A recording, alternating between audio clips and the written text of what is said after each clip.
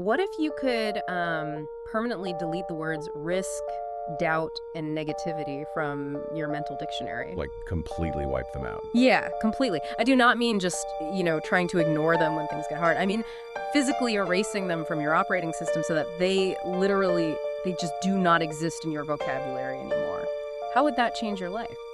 I mean, it would completely alter your baseline reality, right? Yeah. We rely on those concepts to protect us. They're biological warning signals, Right. but they also act as these massive anchors that keep us completely stationary. Mm-hmm. Operating without them puts you on an entirely different frequency.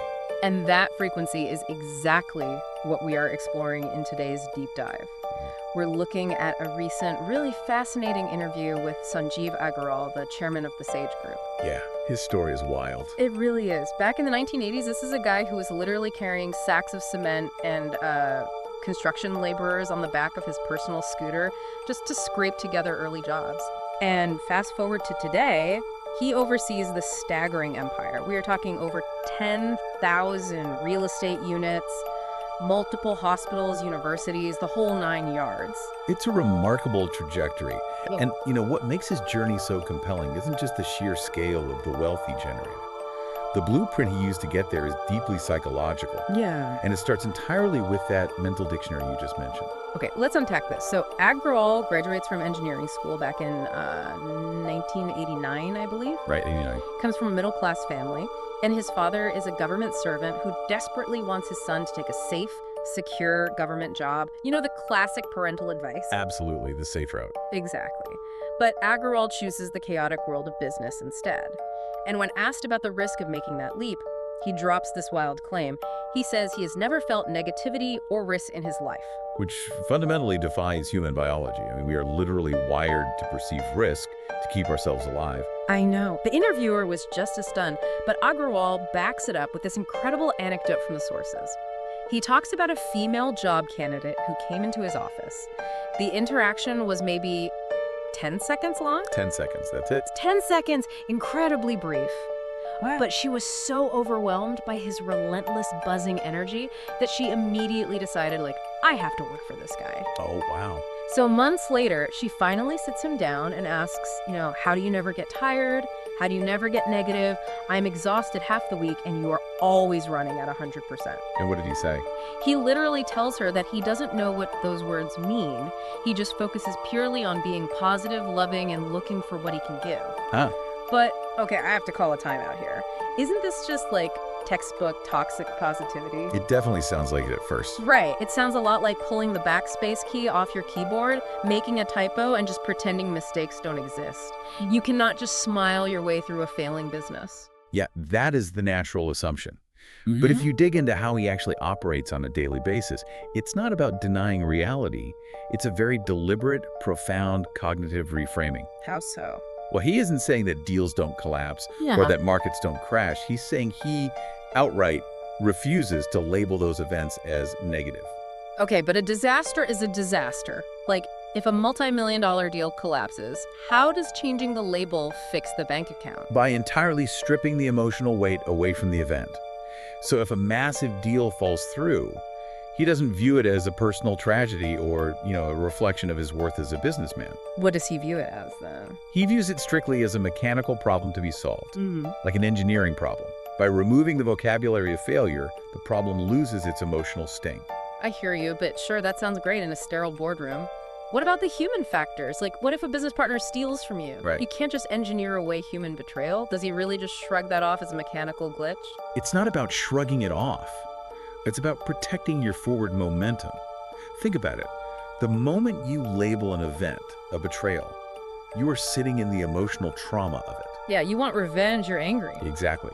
You feel victimized, you lose sleep.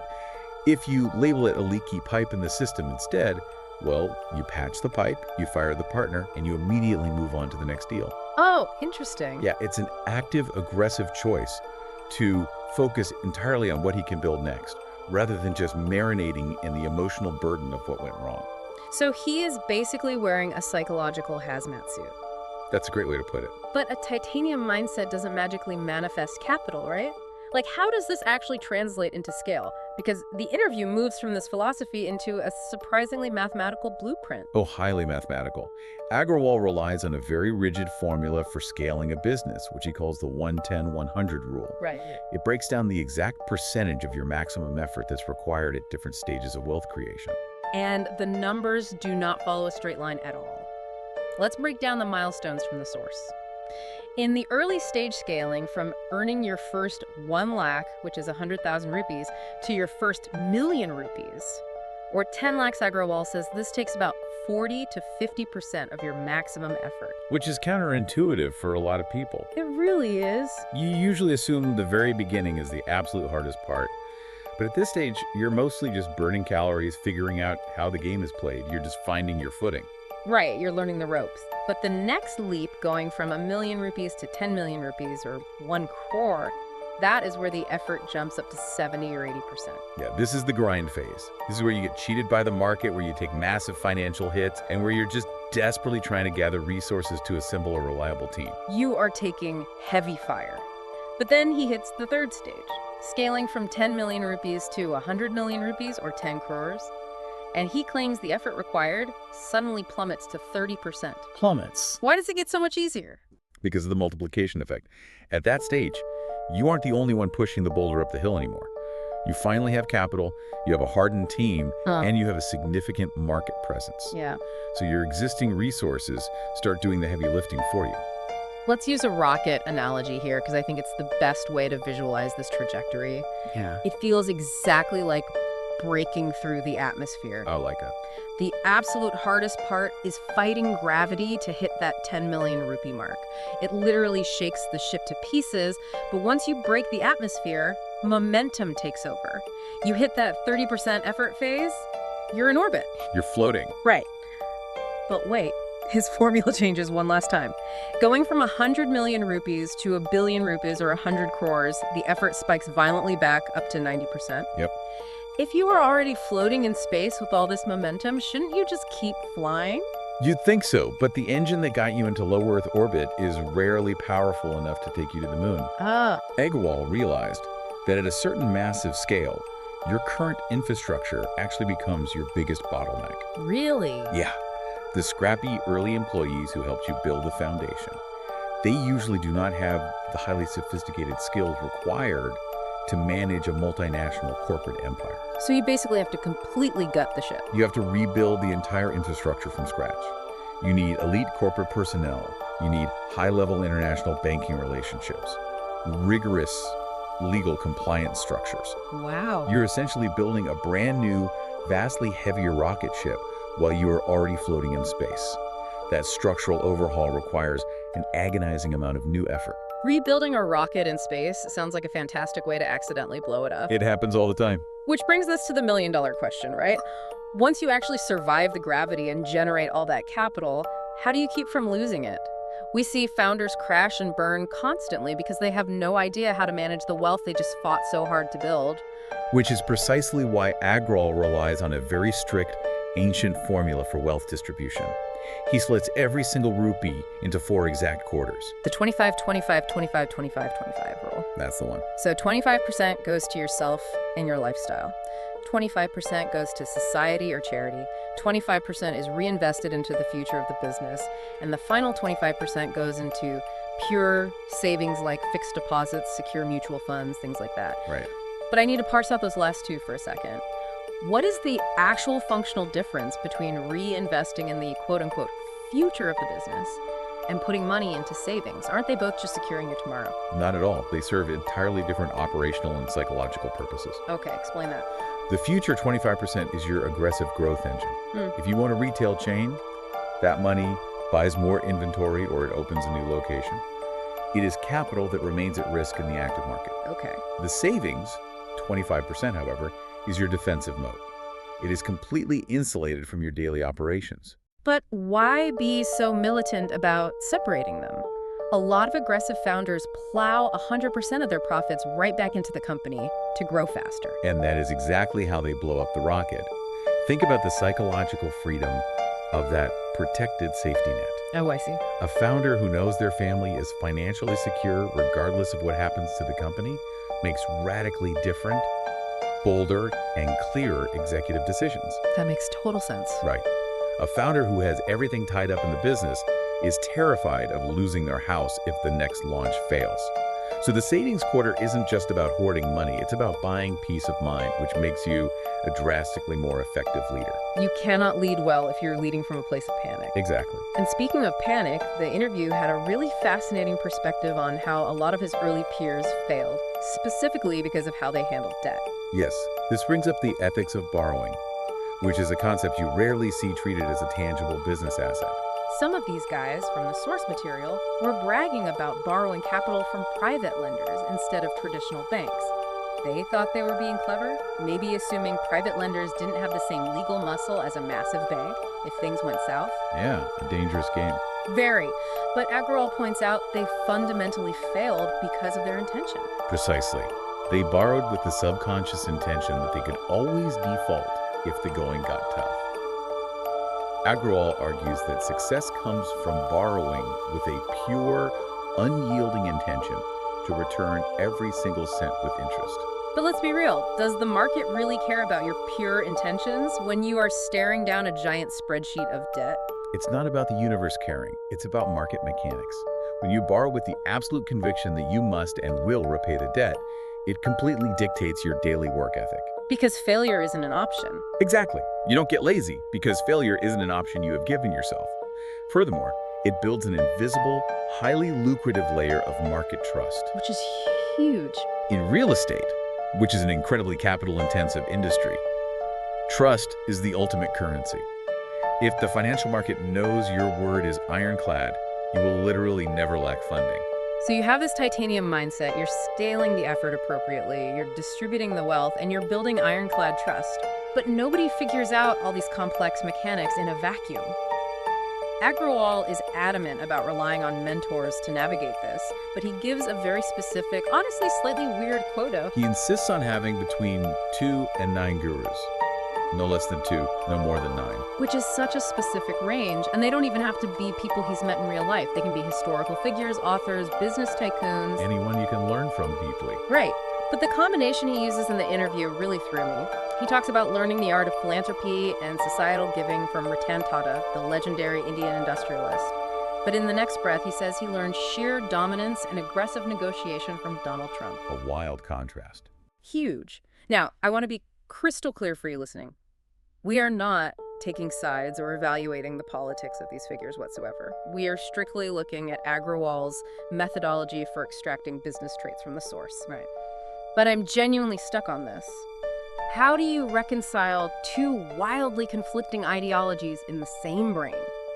You cannot be a compassionate, giving philanthropist while simultaneously being a ruthless, dominant negotiator. They completely cancel each other out. They only cancel each other out if you're trying to mash their entire personalities together into one single worldview. Okay. But high performers don't do that. They practice strict cognitive compartmentalization. You aren't adopting the mentor, you're downloading a highly specific software program for highly specific context. Walk me through that. How do you run those programs without crashing the system? Think of it like tools in a belt. When Agrawal sits down to design an employee welfare program, he mentally invokes the Ratan Tata framework. He silences every other instinct and executes purely on that philosophy of compassion. Okay, that makes sense. But when he's sitting across from a contractor trying to overcharge him for a massive development, he doesn't need compassion. He opens the Trump negotiation program, executes the hardline dominance, and closes the deal. So it's completely context dependent, like opening different apps on a phone. Exactly like apps. And Agrawal notes that the secret to this is absolute blind surrender to the specific lesson you were using in that moment. You do not second guess the hardline negotiation by suddenly worrying if you're being nice enough. You run the program to completion. But here is the flaw in that strategy, or at least how I see it. You can download Ratan Tata's philosophy or Elon Musk's vision all you want, but constantly switching context like that requires immense cognitive load. Oh, definitely. If your brain is exhausted by decision fatigue, you cannot execute any of those programs effectively. How does he physically prepare his mind to handle this? Well, it requires serious hardware optimization, which he achieves through a very unique blend of spiritual surrender and practical neurobiology. The spiritual side starts with a crazy story from the year 2000. He attends the spiritual camp where they have a machine designed to measure a person's aura or energy field. Right. Most people are registering at maybe 1 or 2 meters. Agrawal steps up, and the machine measures his aura at a massive 5.5 meters. He attributes this entirely to completely emptying himself of ego and doubt. It's a striking visualization of what happens when you clear your mental bandwidth. Well, what actually matters is the daily, rigorous maintenance of that mental clarity. And this is where we get into his daily habits. We know he meditates for 10 to 15 minutes morning and night. Pretty standard stuff. Yeah, lots of CEOs do that. But the practice that really caught my eye was this 1-minute reset. Every single hour, he closes his eyes for 60 seconds. Yeah. A hard reset to clear the bandwidth before moving to the next task. There's a phenomenal antidote to the context-switching fatigue you mentioned earlier. Yeah. It creates a sort of psychological airlock between meetings. An airlock, I love that. But then he takes it from spiritual meditation straight into physical biohacking. He explicitly talks about activating the non-dominant side of the brain. This is fascinating. Yeah. If you are right-handed, he says you should start brushing your teeth and shaving with your left hand, or deliberately taking completely unfamiliar routes to drive home. What is the actual science behind making your morning routine that frustrating? He is actively forcing neuroplasticity. When you use your dominant hand, your brain is just running on autopilot. It uses virtually zero energy. Right. But when you force yourself to use your non-dominant hand for a precision task, like shaving, your brain has to fire up entirely new neural pathways to coordinate the movement. You are physically thickening the wiring in your brain. So he's basically treating his brain like a muscle in a gym. Exactly. Yeah. And when you combine that physical brain building with his insistence on continuous, aggressive learning, specifically highlighting keeping up with AI and new technologies, you start to see his true definition of manifestation. Right, because manifestation isn't just sitting in a dark room wishing for $1 billion. Not at all. What's fascinating here is he's synthesizing ancient practices of ego surrender with cutting-edge neurobiology and AI integration. Wow. He's physically rewiring the hardware of his brain so that when a massive opportunity finally appears, he has the raw cognitive bandwidth to spot it and the technological knowledge to execute it. Okay, so you build this incredibly intense, optimized, titanium-plated reality. How on earth do you pass that down? Because if you raise kids in the shadow of an empire like that, they usually end up either completely spoiled or, paralyzed by the pressure. Agrawal is highly intentional about the environment he creates at home, and he heavily prioritizes character over academic credentials. Yeah, he explicitly states that formal degrees are entirely secondary to what he calls sanskar, which translates to values, culture, and upbringing. He actually credits his own mother's intuition for saving him from disastrous real estate deals early on. And he points out that her intuition wasn't from a business degree. It was developed through a remarkably pure lifestyle, completely devoid of negativity. And he enforces that exact same purity of environment today. Right, they have a strict family rule. When they sit at the dining table, they are only allowed to discuss positive learnings. No negative gossip, no complaining about the market. It's total immersion. Exactly. Which brings us to perhaps his most radical idea. So what does this all mean for you, the listener, especially if you struggle with self-doubt? Agrawal has a framework that will completely flip how you view it. We typically treat self-doubt as a psychological hurdle, right? Yeah. Like something we need to gently manage with therapy or affirmations. Sure. Agrawal rejects that entirely. He argues that self-doubt is fundamentally an insult. Wait, an insult to who? To your entire foundation. If you doubt your own capabilities, you are insulting your parents and the massive effort they put into your upbringing. You're insulting the teachers and mentors who invested their time in your guidance. And ultimately, you are insulting your creator's design. If you believe you were built with a purpose, then questioning your ability to execute that purpose is a profound act of disrespect. Wow, that is heavy. It is heavy, Yeah. but it's a brilliant cognitive trap. By reframing self-doubt from a personal weakness into an act of disrespect toward the people you love, it almost shames you into confidence. It totally does. It forces you to stand up straight, not just for yourself, but to honor the investments others have made in you. It completely removes the woe is me element. It weaponizes guilt into forward momentum. That's incredible. Let's do a quick recap of this absolutely wild operating system we have just unpacked. Let's do it. It starts with permanently deleting the vocabulary of negativity, so you treat disasters like mechanical glitches. We looked at scaling through the brutal gravity of the 110-100 effort rule, and then protecting that wealth with the 25-25-25-25 split to buy psychological freedom. Crucial step. We talked about building a council of 2 to 9 gurus, rewiring your neural pathways with your left hand, and finally rejecting self-doubt as a point of honor. It's just a masterclass in controlling your inputs to guarantee your outputs. And for you, the listener, the ultimate takeaway here isn't just trying to copy an Indian real estate mogul's morning routine. Being a learner means actively shifting your entire paradigm. It means realizing that the vocabulary you use to describe a problem literally dictates your ability to solve it. Challenges only become insurmountable when we give them the power of negative labels. Which brings us to our final thought. I want you to examine your own internal operating system today. Yeah. If you had to physically cross out one limiting word from your personal dictionary today, a word you would never, ever allow yourself to speak or think again under any circumstance, what would it be? And more importantly, who could you become tomorrow without it?